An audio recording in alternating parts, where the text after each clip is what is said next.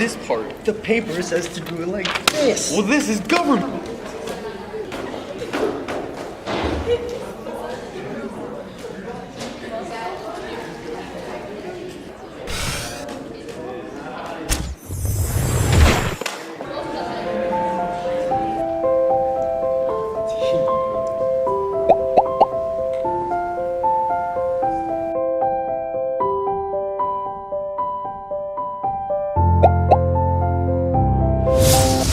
Coming up on this week's episode of Aftershock, Rhea shows us how to make a Valentine's Day treat. Gabby gets more information on a debate student.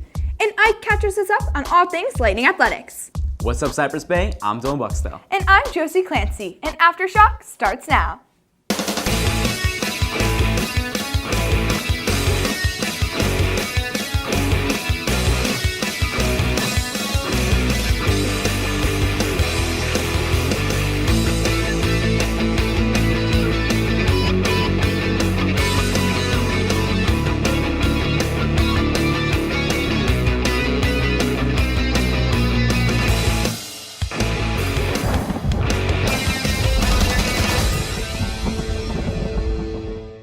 There are many ways to stay fit in the community. And these young athletes chose to pursue flag football. Here's Nick with the story. Encouragement, teamwork, and success. All elements that make flag football a sport to help get kids active. Here at the Western YMCA, parents take their kids to get active on the field and yield additional benefits with it.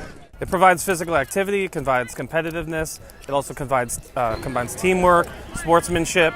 You know, we're really focused on sportsmanship here at the Western YMCA. Flag football also helps to get kids more social and active within the community. I think it brings all families and children together. You know, we start at age 4 and 5 in an instructional league, and then we work all the way up to 14 to 17-year-olds. So it's really bringing all ages of children from the community out, starting at, like I said, at age 4, keeping them active, getting them involved in sports, a great way of also making friends. So we welcome anyone in the community to come out and give it a try. Well, by coming out to play football, they're not only just playing a sport that's fun and physical, they're also meeting new people, and they're coming out here to compete in a learning environment that's recreational, but also competitive at the same time. Over 42% of parents state that new technologies get in the way of physical activity. When I was growing up, I remember we used to have a light post outside my house that when it turned off, that means it was time to go in. We played until we got home from school, until that light post turned on. Nowadays, kids don't go outside unless they're forced to, unless parents take away technology. I find it very disconcerting that's happened now. I want kids to be healthy and active. You know, it's one of my goals. I'm trying to, each kid I coach, each kid I referee, each kid I train, I'm trying to lead them to get a more active lifestyle going. Flag football has helped push young kids to live a more healthy and active lifestyle, becoming a physically fit version of themselves. Nick Ramos, CB-TV. Many students at the Bay are car fanatics, just like myself. All right, Dylan, we get it. But on this week's Bay Rides, we're checking out Roy Drawer's car. What's up, Cypress Bay? My name is Roy Drawer. I drive a 2016 BMW 340i.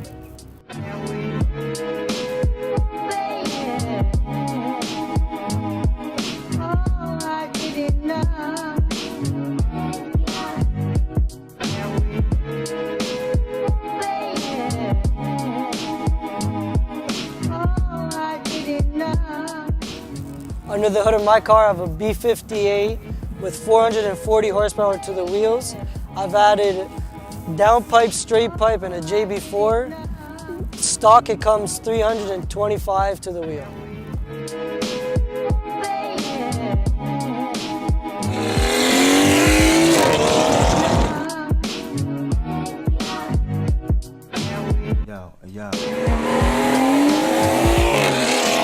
What I've added to the piping of my car is a 3-inch straight pipe, adding with a 4.5-inch catless downpipe. I also added 4-inch tips to the back with blue flames coming out.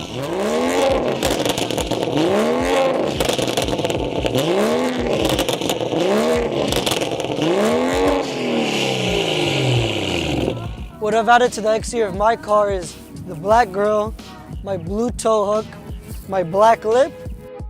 I also added my Wonder Woman license plate in the front.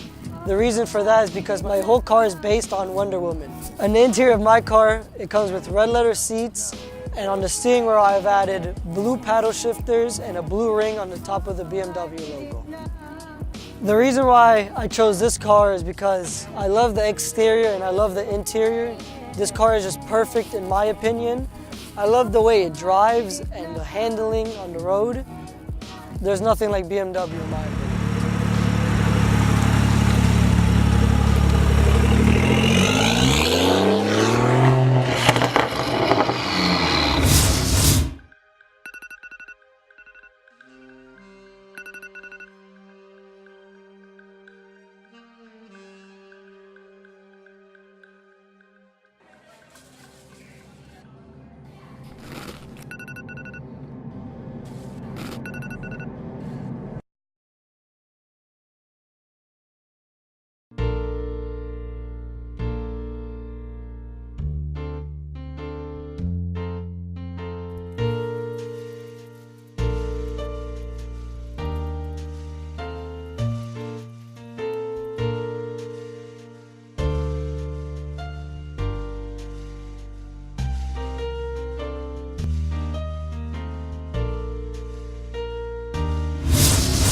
Celebrate the Arts Day was held this past Sunday. And Josie was there with the coverage of this event. Pottery, art, and live performances, all of which can be found at the annual Celebration of the Arts event held in Weston Town Center. The purpose of this event was to unite the citizens of Weston together through a variety of art projects and booths. We have done this every year really as a celebration of arts and culture in Weston. The arts and culture in Weston is something that we really want to emphasize, starting from toddlers that do the chalk walk and everyone of every age that does the graffiti wall, and in the end it turns out like a work of art, just like everything that people do together collaboratively. Cypress Bay organizations such as Photo Club, Art Honor Society, and Robotics had interactive booths to showcase their work. We're doing two different activities. One is called image transfers. So like we get a picture and then with a special gel, you like transfer the image on another paper. And then there's cyanotypes where you put an object and then you put it in the sun and it kind of transfers to a blue paper and it looks really cool. Lightning drama also made an appearance, evidently wowing the crowds. The people who perform on the stage, which is Cypress Bay, every year we're just mesmerized by your lightning drama, and I mean that. And we get so many people telling us afterwards that it was as if we had a Broadway quality show going on right here in Weston for free for the whole community. The citizens of Weston were able to express themselves through a wide array of activities. To me, the arts means being yourself. It really means finding a way that there's something inside you that you get to express in whatever way you want. If that way is music, if that way is drawing on the sidewalk, if it's really, and it's quite interesting, you can take the art into everything in your life, into cooking, into relationships with people. If you look at art as something that's an expression of the best of yourself, then that's what art is to me. As the markers were capped and the music ceased, the annual event came to a close. Josie Clancy, CB TV.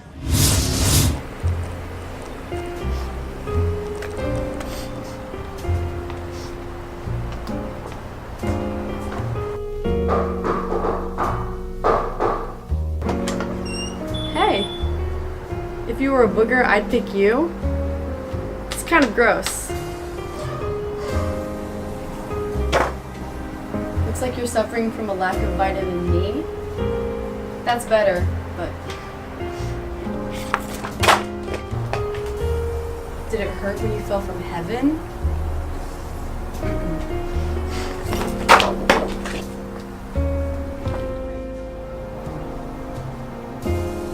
That's way too far. Will you be my Valentine? Yes.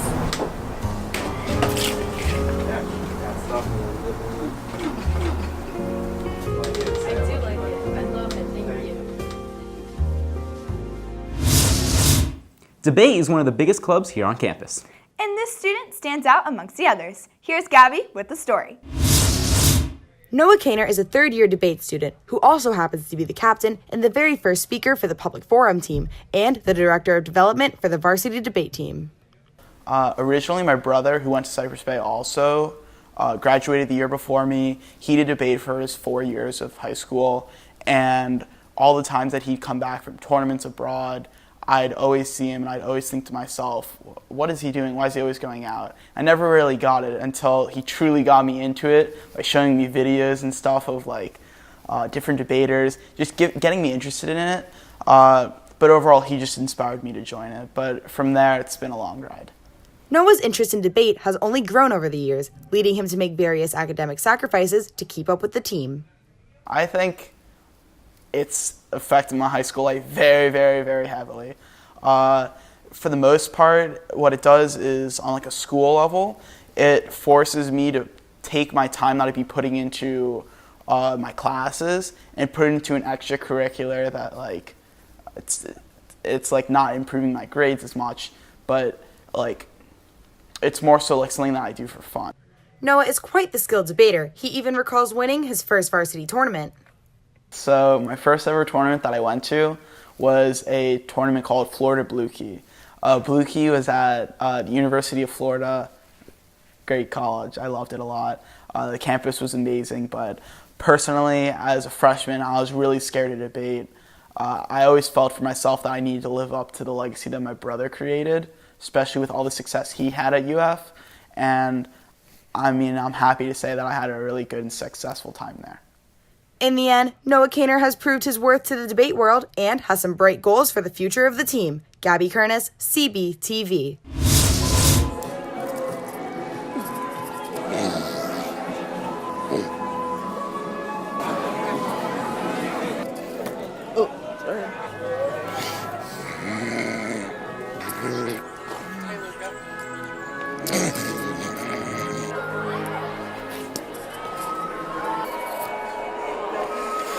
I'm really tired. I didn't sleep last night.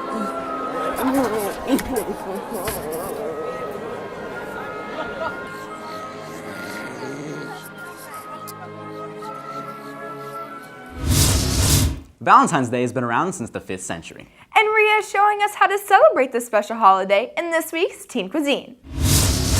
What's up, Cypress Bay? My name is Rhea Thomas, and on this Valentine's Day edition of Teen Cuisine, I'm going to be showing you how to make a chocolate molten lava cake.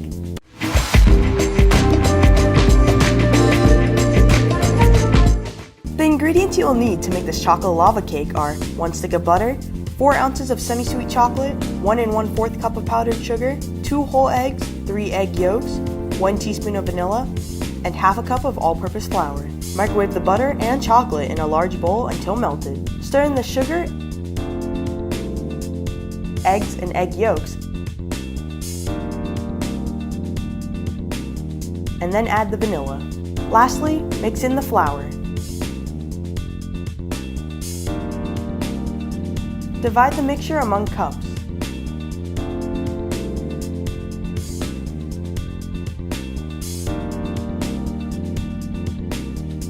Preheat the oven to 250 degrees Fahrenheit.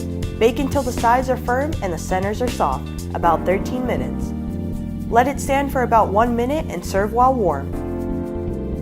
That's all for this week's Valentine's Day edition of Teen Cuisine. I'm Rhea Thomas, CBTV. Here's Ike with this week's Lightning Athletics.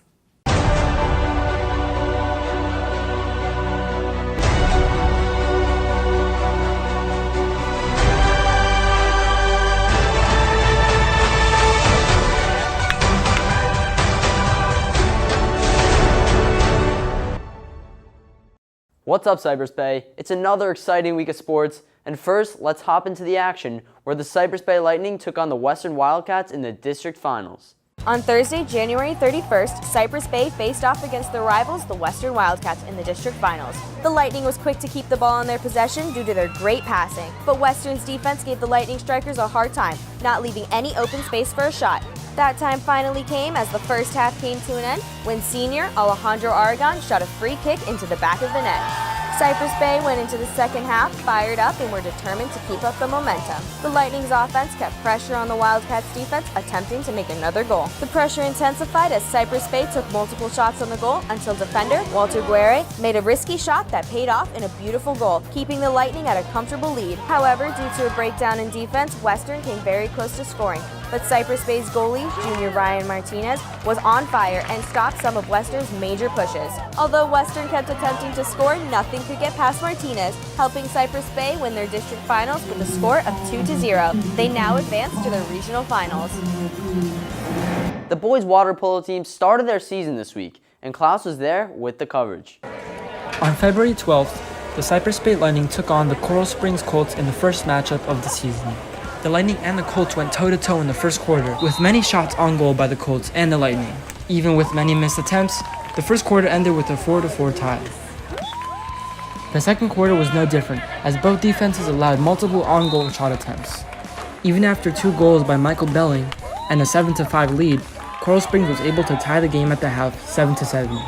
The Lightning got off to a quick second half start, pushing the score to a 9-7 lead. The game took an unsuspecting turn when the house lights went out after a missed Coral Springs shot attempt. Gameplay picked up 15 minutes later, with the Lightning holding on to their lead for a victory, a strong start to the season, and a record of 1-0. With hockey season at its peak, we went around Cypress Bay to hear what you know about the New York Rangers.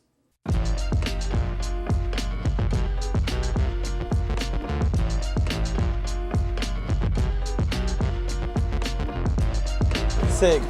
7. 4? 4th, yeah. 7.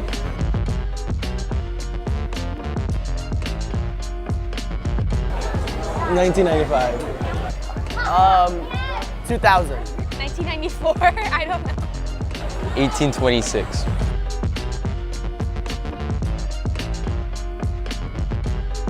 100.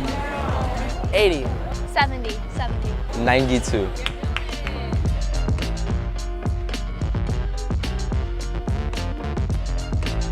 4. 3. 4. 5.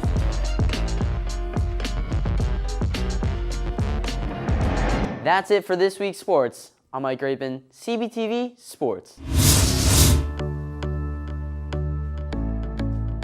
26% of LGBT youth say their biggest problems are not feeling accepted by their families, trouble at school, and a fear to come out. 92% of LGBT youth say they hear negative messages about LGBT members from their schools, their peers, and the internet.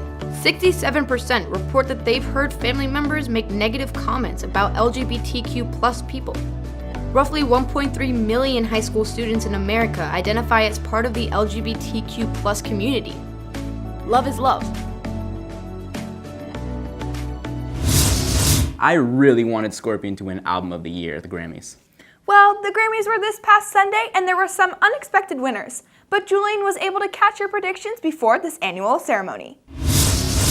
What's going on, Cypress Bay? I'm Julian Bonilla, and on this week's Man on the Street, I went around to see who you guys are picking to win at this year's Grammys. So I'm gonna have you make some predictions about the Grammys, all right? Okay. All right, so first, best rap song, which is winning?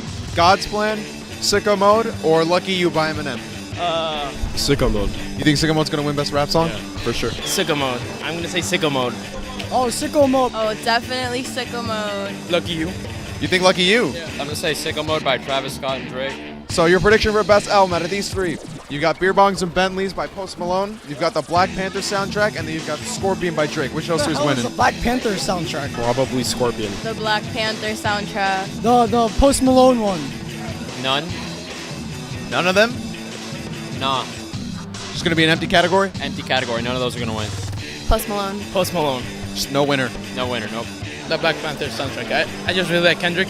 Last but not least, the song of the year. You got God's Plan by Drake, you got This Is America by Donald Glover, and you got The Middle by... I can't remember. God's Plan. God's Plan? Yeah. I'm gonna say This Is America just because of the impact it had on 2018 and, you know, the topics it covered. This Is America. This Is America? The music video, the best video I've seen this year. God's Plan. God's Plan? Why God's Plan? It's super popular. As you know, it's everywhere. This Is America. You think This Is America's gonna win? Most likely. I didn't like either of the other ones, so God's Plan was pretty good. I like God's Plan. All right, there you go. There you have it. Seems like you guys are all excited for the Grammys. Julian Bonilla, CBTV.